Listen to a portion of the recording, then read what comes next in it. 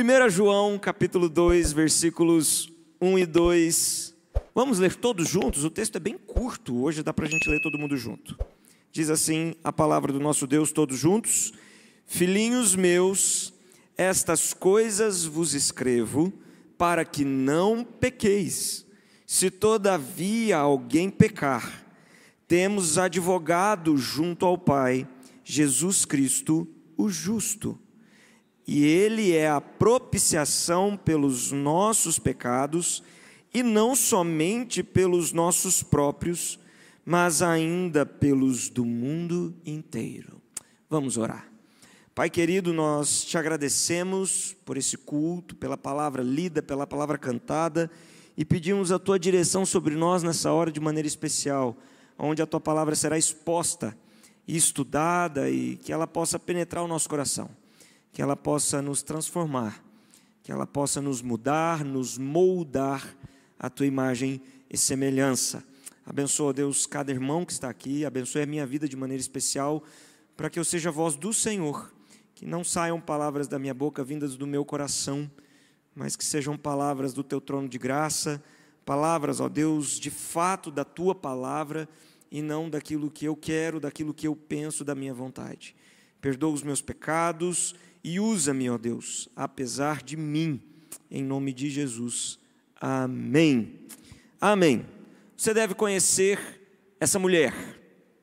Essa mulher ficou conhecida no mundo todo por conta de um dos crimes mais terríveis. Elise Matsunaga, conhecida, se tornou aí um dos episódios criminais mais repercutidos da história do nosso país. Acusada de assassinar e esquartejar o próprio marido, ela rapidamente se transformou no centro dos julgamentos, o centro de um dos julgamentos mais acompanhados e mais chocantes da história do nosso país. Você, de alguma maneira ou de outra, deve ter se deparado com essa história em algum momento da sua vida. Todos os fatos estavam contra esta mulher durante o julgamento. Ela assumiu o crime, confessou o crime, não tinha como fugir. As provas eram incontestáveis, a mídia estava pressionando, a opinião pública já estava emitindo uma sentença antes mesmo do veredito e do próprio julgamento começar, e humanamente falando, não havia escapatória para Elise Matsunaga. Sua culpa era evidente, crime confesso, situação irreversível, nada poderia mudar aquele veredito. Imagino que você, assim como eu, vendo a situação lá no período em que aconteceu, se não me engano foi em 2012, nos deparamos com a situação e falamos: essa mulher vai apodrecer na cadeia. Diante desse cenário que parecia impossível para aquela mulher, surge um time brilhante de defesa e estrategicamente impecável para defender aquela mulher. A sua dupla de advogados, inclusive casados, marido e esposa, defendendo Elise naquele momento. Os advogados de Elise realizaram um trabalho tão técnico e tão cirúrgico que eles conseguiram algo impressionante. Não conseguiram a absolvição de Elise, não conseguiram a inocência dela, contudo, ela teve a sua pena extremamente e absurdamente reduzida para 19 anos, 11 meses e 1 dia de reclusão.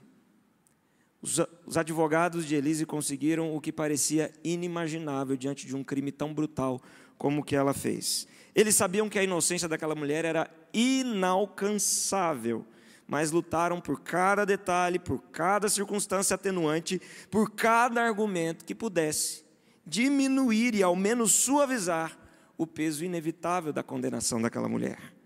Era o máximo que aqueles advogados, dentro das circunstâncias em que eles se encontravam, poderiam fazer por uma ré absolutamente indefensável. Texto lido, 1 João, capítulo 2, versos 1 e 2, apresenta Cristo como nosso advogado. O nosso crime, o pecado. O pecado é um crime infinitamente mais grave do que qualquer manchete humana. Diante do tribunal divino, nós somos muito mais culpados que Elise. carregamos muito mais terror e um sangue muito mais brutal nas mãos do que a própria Elise Matsunaga. As provas contra nós são ainda mais incontestáveis. Não há álibi, não há justificativa, não há brecha na lei. Somos totalmente indefensáveis. Estamos diante da culpa da qual jamais nós poderíamos escapar sozinhos. Mas o nosso advogado é diferente dos advogados de Elise. Os dela lutaram para reduzir uma pena inevitável. O nosso assume a culpa, toma o veredito, se torna o condenado em nosso lugar e nos liberta de uma vez por todas. Ele não busca brecha na lei, ele cumpre a própria lei. Ele não apresenta atenuantes para a lei, ele apresenta o seu próprio sangue. Ele não diminui a sentença que cabe a nós, ele derrama até a última gota do seu sangue para nos libertar por completo da sentença. Ele não defende de fora, ele se oferece por nós como a nossa propiciação, substituto, fiador e o próprio sacrifício em nosso lugar. É como se os advogados de Elise dissessem: eu vou preso no lugar dela, eu assumo a culpa do crime que ela cometeu, eu quero pagar o preço que ela deveria pagar. Por isso agora, diante do tribunal de Deus, o réu indefensável que somos nós é chamado de filho, o condenado que somos nós é chamado de perdoado, o culpado que sou eu e você é chamado de justo, não pelos nossos méritos, mas pelos méritos de Cristo, o nosso advogado perfeito. E é por isso que eu quero meditar com você nesse tema. Cristo, o advogado perfeito. Por que que Jesus é o advogado perfeito? E por que que João, vai colocar exatamente essa figura de um advogado aqui na passagem, se referindo a Jesus? Primeiro a gente precisa entender um pouquinho da passagem. Nós já estudamos o contexto geral dessa carta nas outras mensagens, então não vou fazer um panorama tão abrangente da carta hoje, mas vou fazer um panorama um pouco mais específico. João estava em Éfeso, entre o fim do primeiro século, ali mais ou menos, cercado por igrejas que sofriam com o surgimento de uma ideologia, de uma filosofia que nós já vimos nos estudos anteriores, chamada gnosticismo, um falso ensino que negava o pecado e relativizava a santidade. O que os gnósticos diziam? O espírito é bom, o corpo é mau. Logo, o que eu faço com o meu corpo não afeta o meu espírito. Então, a vida prática não tem a ver com a minha vida espiritual. Eu posso muito bem cometer pecados com o corpo, sem manchar a minha alma, sem manchar a minha convivência com Deus, a minha espiritualidade, o que é, obviamente, uma tremenda heresia. Então ele escreve a crentes que estavam enfrentando esse perigo de confundir luz e trevas. Lembra-se que semana passada nós estudamos exatamente o texto onde João fala isso, que Deus é luz e nele não há trevas. E aí ele vem trazendo essa ideia de luz e trevas exatamente porque o gnosticismo cria também num outro tipo de luz que traria bênçãos e traria uma ascendência espiritual. Então, em João, capítulo 1, versículos de 5 a 10, 1 João 1, de 5 a 10, João vai expor que Deus é luz e nele não há trevas nenhumas, o texto que lemos no último sermão, e confronta, então, a essa hipocrisia de quem diz ter comunhão com Deus, mas vive nas trevas, não anda na luz que é Cristo Jesus. O contraste entre luz e trevas é a grande ilustração de João. E aqui, ele começa a trazer uma espécie de defesa para nós. O que João está querendo dizer aqui, mais ou menos, é: olha, nós precisamos andar na luz, nós precisamos viver diferentes, separados do mundo, contudo, nós vamos cair, nós vamos pecar, nós vamos falhar em algum momento. E aí? O que fazer diante dessa situação? Como agir quando nós, que devemos ser separados, devemos ser diferentes do mundo, nos encontrarmos numa situação de queda, de pecado, de vacilo diante da nossa caminhada cristã? E aí João entra de fato no texto que nós estamos lendo, capítulo 2, versos 1 e 2. Eu quero destacar aqui dois termos muito importantes que são usados por João especificamente nesses dois versículos. Primeiro termo, advogado, do grego parácletos, que designa alguém chamado para estar ao lado, um defensor, exatamente como o papel de um advogado nos nossos dias. Alguém que está ali ao lado de um criminoso, ao lado de alguém que precisa de defesa. E no Evangelho de João, lá no quarto Evangelho, esse título é dado ao Espírito Santo de Deus. E aqui ele é aplicado a Cristo Jesus. Ele é o nosso representante diante do Pai. Ele é aquele que nos defende, que advoga em nosso favor, que nos protege, o que indica a sua plena qualificação como nosso defensor. E João vai colocá-lo como um advogado justo. Ele coloca uma qualidade para esse advogado que é muito importante aqui, e nós vamos ver isso um pouquinho mais na frente. Ele é humano, ele é messiânico, mas ele é justo, ele é santo, ele é perfeito. Outro termo que é importante nós destacarmos aqui é já no verso 2, quando ele fala que ele mesmo foi a propiciação pelos nossos pecados. O termo no grego hilasmos remete lá ao Antigo Testamento e significa o ato de aplacar a ira de Deus mediante um sacrifício. Era o que o sumo sacerdote fazia no dia da expiação, quando o povo de Deus levava os animais, o sacerdote partia aquele animal, pegava o sangue daquele animal, aspergia no Santo dos Santos, o sangue era derramado, e por meio daquele sangue aspergido, a ira de Deus com relação ao pecado era aplacada, era satisfeita, a justiça de Deus era satisfeita naquele momento. Então, assim, Cristo não apenas intercede, protegendo, defendendo, advogando em favor de nós, mas o faz com base na sua própria obra expiatória.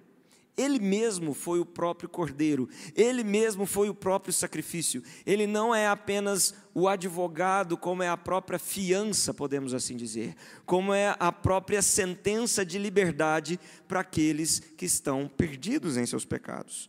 Aí logo mais a seguir, ainda no verso 2, João vai dizer, pelos pecados do mundo todo. Aqui é importante a gente dar uma pausinha para entender um pouquinho da interpretação e da hermenêutica do texto. Esse trecho aqui não nos ensina um universalismo da salvação, ou seja, que Deus veio para salvar a todo o mundo, mas traz uma ideia de abrangência da salvação, ou seja, Deus veio para salvar as pessoas que estão no mundo todo. A ideia aqui é, agora a salvação em Cristo Jesus não estava mais restrita apenas aos judeus, mas aos gentios de todo o mundo. Por isso a ideia que ele veio ser propiciação pelos pecados do mundo todo, pelos judeus e para os gentios também, alcançando então gente de todas as tribos e nações. João mostra, portanto, aqui que Jesus é o advogado, porque ele é justo, porque ele é o cordeiro que satisfaz plenamente a justiça divina. Então eu quero que você pense comigo aqui 3 características básicas desse nosso advogado perfeito que é Cristo. A primeira delas é que o nosso advogado, ele é justo. Já vamos de cara para esse trecho, onde no verso 1, ele deixa isso muito claro. O texto vai deixar claro que, embora nós sejamos chamados a uma santidade, nós continuamos inclinados ao pecado e incapazes de sustentar uma vida santa e justa pelos nossos próprios méritos.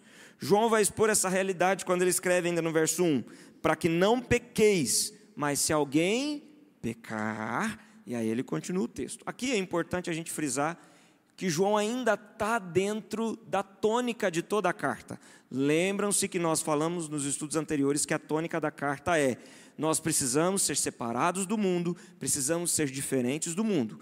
João começa o trecho dizendo, para que não pequeis, ou seja, vocês precisam ser diferentes do mundo. Contudo, se alguém pecar, e aí ele segue falando de Jesus como o nosso advogado, mas não é qualquer advogado, é um advogado justo.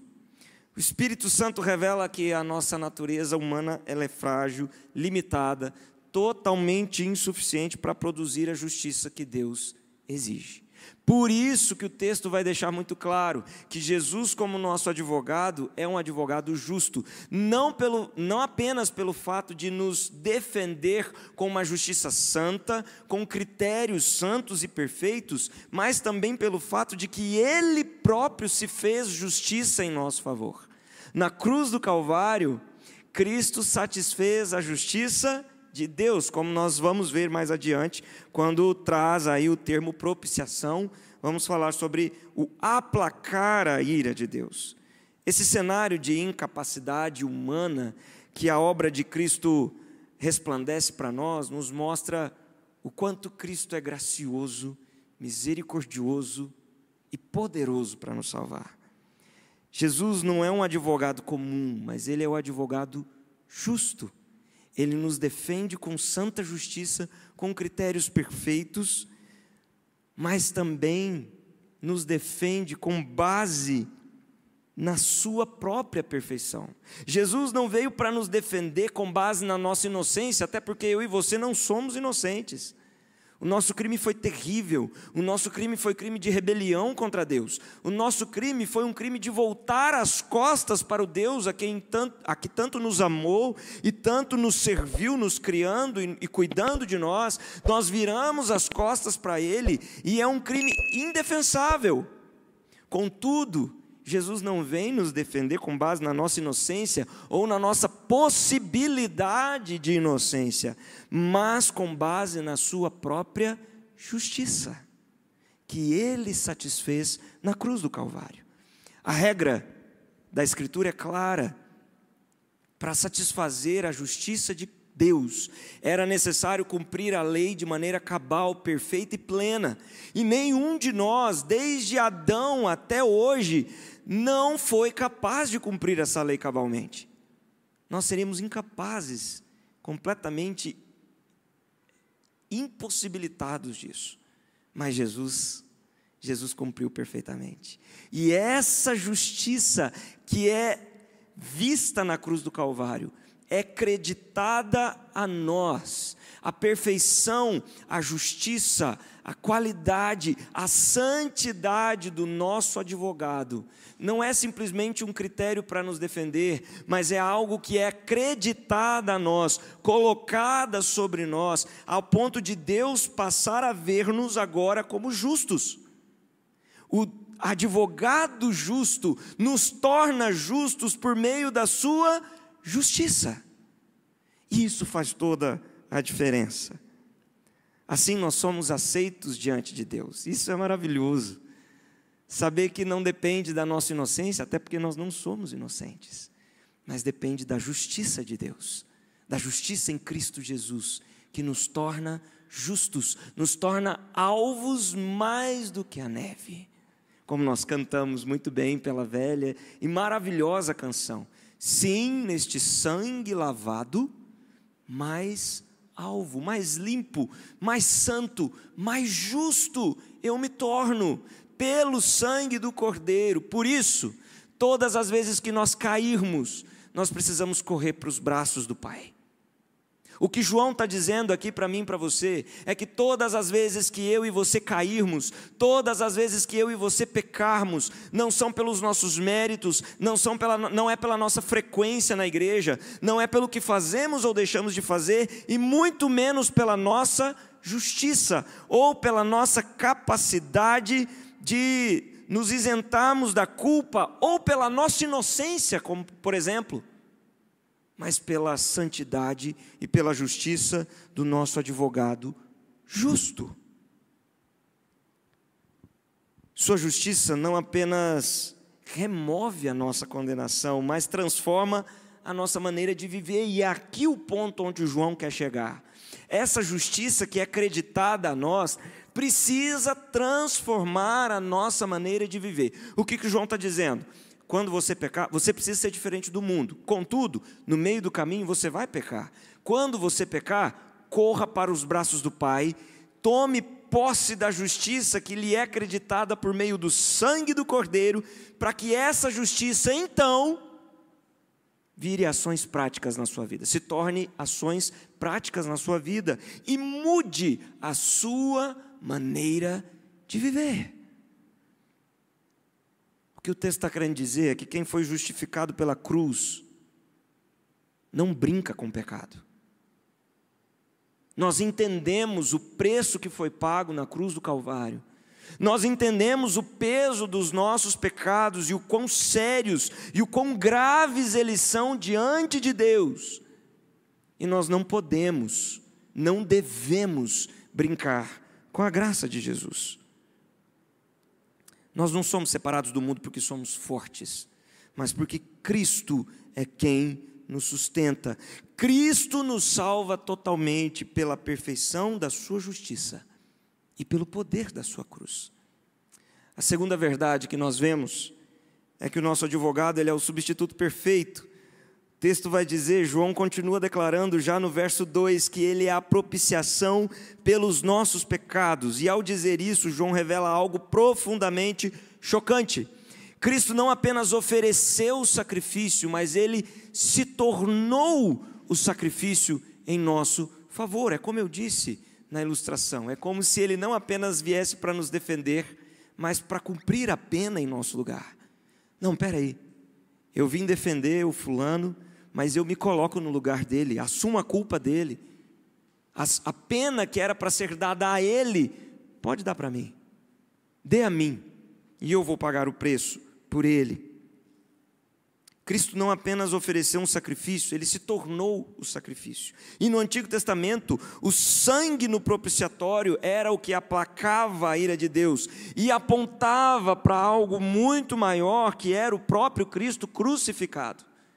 Aquele ritual todo feito no dia da expiação, lá no Antigo Testamento, tinha um propósito: mostrar que viria alguém, um advogado justo, um advogado perfeito substituto, que derramaria o seu sangue de uma vez por todas. Não seria mais necessário derramar sangue de animais, não seria mais necessário fazer todos aqueles rituais que eram feitos, porque agora nós estaríamos selados, lavados, purificados pelo sangue do perfeito substituto, o nosso advogado, Jesus Cristo. Ele não morreu por acidente, ele não morreu por injustiça. Eu lembro que quando eu era mais jovem, ali na pré-adolescência, foi lançado ali o filme A Paixão de Cristo, e a gente assistia aquele filme, e a sensação que tomava conta do nosso coração e de muitos, era uma sensação de dó, de pena, de tristeza. Coitado de Jesus. E eu lembro de um pastor uma vez chegar para nós e dizer, a gente não precisa ter pena. Exatamente por isso, porque Cristo não morreu por acidente, Cristo não morreu por uma injustiça, Cristo morreu por uma decisão divina, assumindo sobre si um castigo que cabia a nós. Ele levou sobre si as nossas dores, e o castigo que hoje nos traz paz estava sobre ele. Por suas pisaduras nós fomos sarados. Isaías 53 vai nos dizer isso. Ele quis fazer isso. Ele se colocou nesse lugar de servo sofredor para nos salvar. Então nós não precisamos ter dó, não precisamos ter pena, porque Jesus fez isso numa atitude extremamente, brilhantemente graciosa em nosso favor. A cruz é o lugar onde Cristo mostrou a sua justiça não pode ser anulada. E por isso, Cristo se fez pecado por nós, tomando voluntariamente aquilo que eu e você jamais poderíamos suportar, a cruz do Calvário. Isso significa que Deus não simplesmente perdoa pecados. E é importante nós ressaltarmos isso daqui.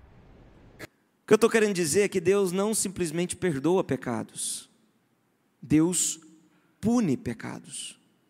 Para que eu e você fôssemos perdoados, alguém morreu. O sangue de alguém foi derramado. Obrigado, Senhor, pelo teu perdão, pela tua graça, mas não se esqueça que para que você experimentasse o perdão, para que você experimentasse a graça, o sangue do Filho de Deus foi derramado em seu favor. Só tem duas maneiras de aplacarmos a ira de Deus, e ambas exigem sangue derramado. Ou é o meu sangue sendo derramado e me levando para o inferno, e aí a ira de Deus é aplacada, ou é o sangue de Jesus sendo derramado, me cobrindo, me purificando de todo pecado e me garantindo a vida eterna. Só. Nossa, pastor, mas que visão mais severa e cruel de Deus que o Senhor está passando para nós. Não, é assim. Se alguém comete um crime contra alguém que você ama, vamos supor que um criminoso mata uma pessoa que você ama muito. Para quem é pai e mãe aí, eu posso colocar seu filho ou sua filha. O criminoso mata alguém que você ama demais. O mínimo que você espera é o quê? Justiça. Justiça. E a sua sensação, a sua necessidade de justiça só será aplacada quando aquele criminoso for preso. A gente confunde justiça com vingança e a gente vai querer que ele morra também. Mas aí já é vingança, já é um outro episódio, para um outro momento de estudo da palavra de Deus, falarmos sobre vingança. A justiça, nós queremos justiça e queremos que essa pessoa seja presa.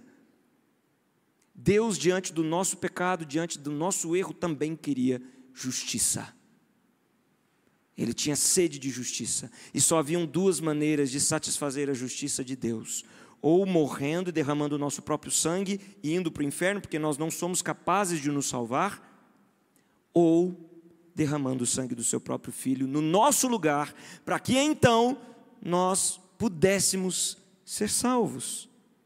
Cada gota de sangue derramado no Calvário declara que o pecado é mortal e que nenhum de nós precisou morrer pelos nossos próprios pecados, mas o próprio Deus se fez homem, se fez carne, habitou como um de nós, para morrer no nosso lugar.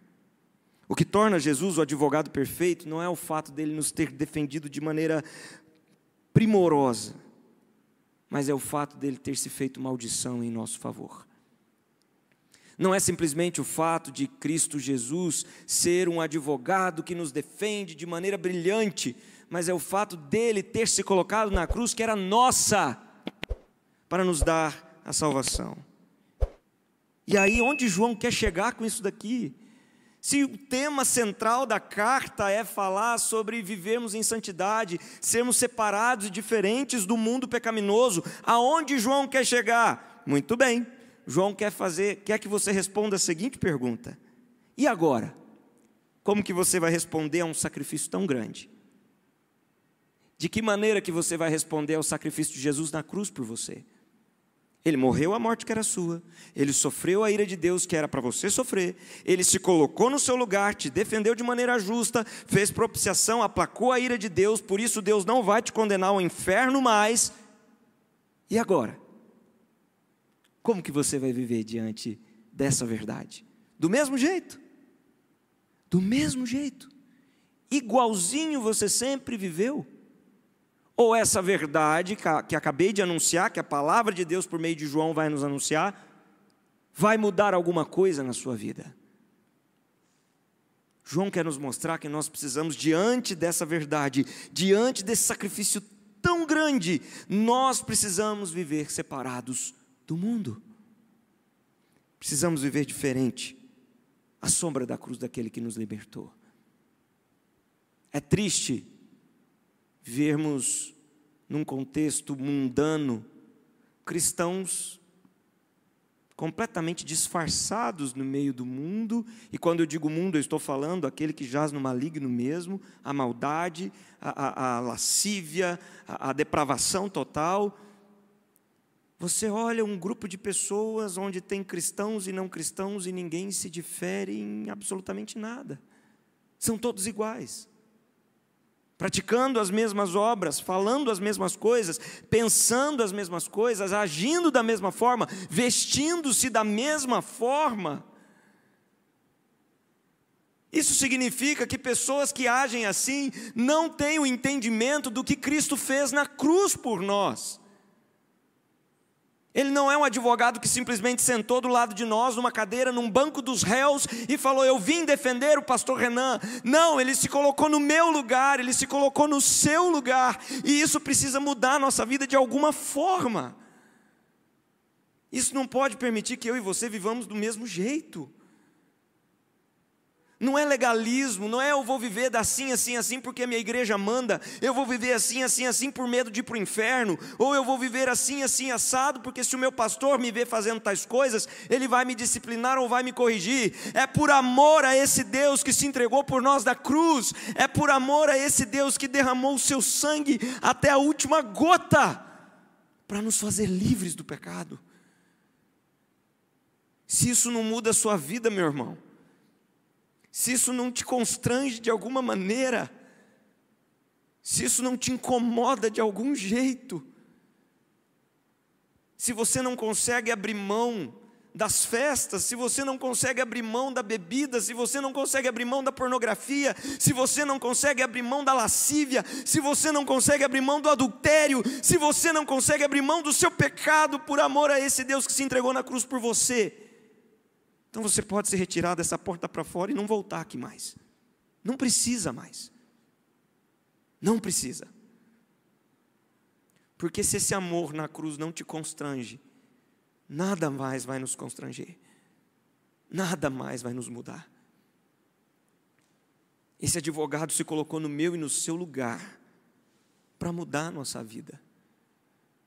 Ah, pastor, mas o crente não pode, é um ponto de não pode isso, não pode aquilo outro. Não é simples legalismo, já falei isso aqui. É por amor, é por entender que aquilo que Ele fez na cruz, eu e você não podíamos fazer. E que se não fosse Ele ter se colocado, nos substituído de maneira perfeita, hoje eu e você estaríamos queimando eternamente no inferno. E essa é a verdade. Então pense, meu irmão, reflita. Em terceiro lugar, o nosso advogado é um advogado perfeito, porque ele é eficaz na sua defesa. A cruz não foi uma tentativa, ela foi uma vitória absoluta. Eu e você não precisamos olhar para Jesus e para o diabo como duas pessoas que lutam de maneira de igual para igual. O Jesus dando ataques e golpes no diabo numa luta cansativa e exaustiva. Não. Cristo já venceu na cruz. A vitória dele foi eficaz, foi absoluta. Cristo não ofereceu um sacrifício incerto ou incompleto. Ele ofereceu uma obra perfeita, capaz de satisfazer eternamente a justiça de Deus. Sabe a diferença? No Antigo Testamento o povo tinha que oferecer sacrifício todo ano. Todo ano pegava o animalzinho, levava lá no templo, o sacerdote levava para o Santo dos Santos, aspergia o sangue, aplacava a ira de Deus. No outro ano repetia-se todo o processo novamente. Agora não. Jesus fez isso por nós de uma vez por todas. Eu e você não precisamos mais. Cristo não apenas morreu, Ele triunfou, Ele venceu, Ele conquistou a nossa vida eterna. E Ele não apenas pagou a dívida, Ele apagou completamente o registro da nossa culpa. O diabo tenta nos culpar, mas os registros daquilo que nós cometemos no sangue de Jesus, em Cristo Jesus, foi apagado de uma vez por todas. Não há mais condenação para aquele que está em Cristo Jesus. As coisas velhas passaram, eis que tudo novo se fez. Por mais que o diabo tente colocar no seu coração coisas que você já fez, por mais que o diabo tente te culpar, por mais que o diabo tente te acusar, lembre-se que em Cristo Jesus eu e você somos nova criatura e que tudo lá atrás já se passou e que não há mais condenação para nós, se estivermos em Cristo Jesus. O mundo vê a cruz como derrota, como chacota, em nossos dias muitas vezes, escarnecem da cruz de Cristo, zombam da cruz de Cristo, mas a palavra de Deus declara a cruz de Cristo como a conquista final. O sangue, que aos olhos humanos parece fraqueza, alguém que se feriu, se machucou, vertendo o seu sangue, diante de Deus é justiça consumada. O corpo pregado no madeiro não era uma ruína, não era a vulnerabilidade de um inocente, mas o triunfo do Cordeiro, que esmagou Satanás com a planta dos seus pés, como a palavra nos diz. Por isso a salvação é certa, é segura, é infalível para aquele que crê em Cristo Jesus. Viver como povo separado significa, a partir dessa vitória, a partir dessa vitória. Eu e você conseguimos viver em santidade, não pelos nossos méritos, mas a partir dos méritos de Cristo Jesus, a partir da vitória de Cristo Jesus. O diabo vai tentar te afastar de Deus, o diabo vai tentar te colocar num caminho tortuoso, no caminho largo e mais fácil, e você sozinho vai cair. Mas em Cristo Jesus você encontra força para continuar. E sabe qual é a maior estratégia do diabo nos nossos dias? Fazer você achar que não precisa de Jesus. Porque o que João está dizendo aqui é que nós precisamos viver separados do mundo, mas no meio do trajeto nós vamos cair, nós vamos cometer erros, e nós só vamos conseguir nos levantar, nós só vamos conseguir nos reerguer, nós só vamos conseguir seguir adiante na vida cristã se estivermos lado a lado em intimidade com Cristo, como ele diz em João 15:5, porque sem mim nada podeis fazer. E o diabo entende isso, e ele fala, então pronto, está aí a estratégia perfeita. Se unido a Cristo ele é forte, é simples, eu não preciso lutar. Basta eu separar você de Cristo, basta eu ocupar a sua mente com afazeres, basta eu tirar o seu prazer de ler a palavra de Deus, basta eu mostrar para você e convencer você de que estar na igreja é algo desnecessário. Não, para que você vai para a igreja? Aguentar aquele povo chato, aquele povo que só fica falando na sua orelha, aquele povo que fofoca, que te critica em todo tempo, que te ofende, te machuca. Vai lá não precisa ir, você pode adorar a Deus aqui dentro da sua casa. A estratégia do diabo é nos distrair e nos tirar de perto do nosso Deus, porque ele sabe que enquanto nós estivermos ao lado de Cristo, nós temos um advogado que cuida de nós. Enquanto nós estivermos unidos à videira, nós temos alguém que cuida, alguém que intercede por nós de maneira justa, alguém que se coloca no nosso lugar, e alguém que nos absolve da culpa de maneira infalível. Ele pode tentar fazer o que ele quiser, que ele não vai conseguir nos tirar do centro da vontade e do amor de Jesus. E é por isso que ele quer te afastar de Deus, é por isso que ele tem ocupado sua agenda, é por isso que ele tem te distraído, é por isso que ele tem tirado o seu apreço pela Escritura, pela oração, pela igreja, pelas coisas de Deus, e tem te levado cada vez mais longe. Mas no seu coração, não, pastor, isso que o senhor está falando é bobeira demais. Eu estou bem, olha aqui, eu estou aqui na igreja hoje, eu estou aqui hoje. E ele vai te convencendo que você está bem, e vai te matando por dentro. Ele vai te convencendo que não precisa mudar. Ele vai te convencendo que você está em intimidade com Deus, mesmo com a sua prática pecaminosa, como o gnosticismo estava tentando convencer os cristãos na primeira carta de João. Quem sabe que Cristo o salvou de forma eficaz, vive diferente, com gratidão sincera, obediência amorosa e esperança firme. Concluindo, meus irmãos, no júri de Deus nós somos culpados, réus confessos, incapazes de mudar a nossa situação e viver diferente do mundo. Falhamos miseravelmente sempre que tentamos. Nós poderíamos estudar o livro de 1 João inteiro e trazer aqui regras e regras e mais regras de como você deveria agir para permanecer fiel. Não, você tem que agir desse jeito, faça isso, vá para ali, vá para lá, faça assim, faça assado. Mas a gente iria cair de novo. Nós iríamos cair. Por isso que ainda no começo da carta, João vem nos mostrar que O crente só se levanta, só vence a si mesmo e seus pecados, quando ele está unido a Cristo, o advogado. Não tem como a gente sair ileso sem o nosso advogado. Primeira coisa que alguém faz quando é culpado de algo, exijo a presença do meu advogado. Se você não está perto do seu advogado, se você não tem o contato do seu advogado, para ligar para ele imediatamente, para ele vir te socorrer, você será culpado. Você será destruído no tribunal espiritual. E o diabo está lá, prontinho, para acabar com você. Agora, se o advogado estiver ali, se você se apegar a Cristo, não importa quantas vezes você caia, não importa o tamanho do seu tombo, não importa o quão profundo você esteja no vale do pecado da sua vida, o advogado perfeito tem poder para te tirar de lá. Em Jesus, a sua família pode ser restaurada. Em Jesus, você pode se ver livre da pornografia e de tantos pecados que te acometem. Em Jesus, você pode ter novamente o desejo pela oração e pela leitura da palavra, que você já teve outrora, mas agora tem se perdido cada vez mais. Em Jesus, você pode trazer real sentido para a sua vida e paz verdadeira. Em Jesus, eu e você podemos viver como crentes separados do mundo. Lembre disso. Você não vai conseguir ser separado do mundo se Jesus não estiver ao seu lado.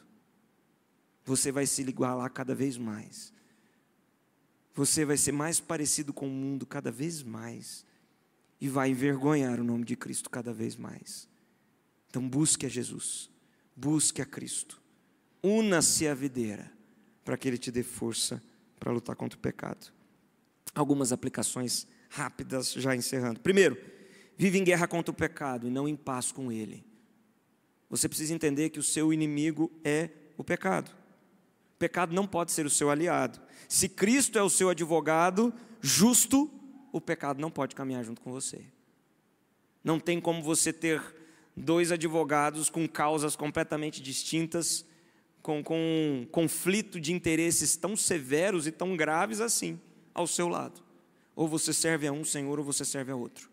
Lute contra o pecado hoje. Ai, pastor, mas eu não estou pecando tanto assim. Se esse pensamento ronda o seu coração, isso já é prova de que você está em pecado. E precisa mudar, urgentemente. Segundo, corra para Cristo ao invés de correr para a culpa. Às vezes a gente cai e a gente fica com vergonha, né? A gente se afasta e se afasta mais. Será que Deus vai me receber assim? O que será que o pastor vai pensar? O que será que os meus irmãos em Cristo vão pensar? O que será que a igreja vai dizer de mim? Eu caí, eu vacilei, eu errei. Lembre-se, todos nós aqui caímos. Porque você caiu, você não é diferente de ninguém. Todos nós caímos, todos nós erramos, todos nós falhamos. Igreja é um grupo de pessoas falhas, um grupo de pecadores redimidos em busca da graça de Deus, em busca de se parecerem mais com Cristo Jesus. Estamos todo mundo no mesmo barco, todo mundo farinha do mesmo saco, já diria o ditado. Então você não é diferente de mim, não é diferente da pessoa que está do seu lado. Terceiro, responda à graça com santidade visível e prática. Jesus te salvou, Jesus te defendeu, se colocou no seu lugar, derramou o seu sangue por você, te salvou de uma maneira definitiva, a ponto de o diabo não conseguir te tirar dali. E isso precisa gerar algum fruto na sua vida.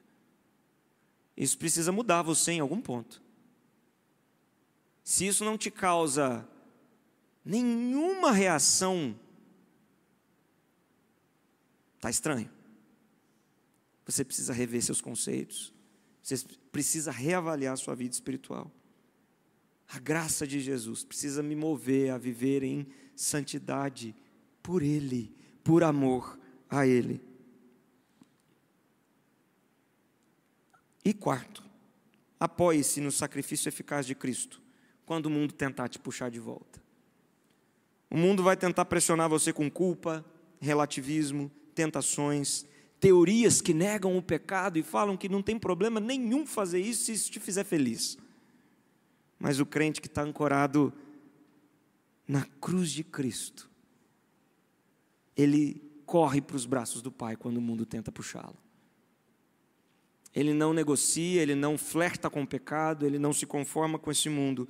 A sua força não está na força da sua disciplina de vir à igreja terça, quinta, domingo de manhã ou domingo à noite, mas na certeza da obra consumada de Cristo Jesus. Dobre os joelhos e clame: Jesus, tenha compaixão de mim. Eu quero pecar, Senhor. Meu coração quer pecar, a minha carne quer pecar. Me ajuda, Deus, a não fazer isso. Espírito Santo de Deus, me dê força para não pecar e não ceder às minhas próprias paixões. Que Deus nos abençoe, que você se lembre, não é por você que você vai conseguir ser separado do mundo. É em Cristo, por Cristo e através de Cristo. Vamos ficar em pé e vamos orar.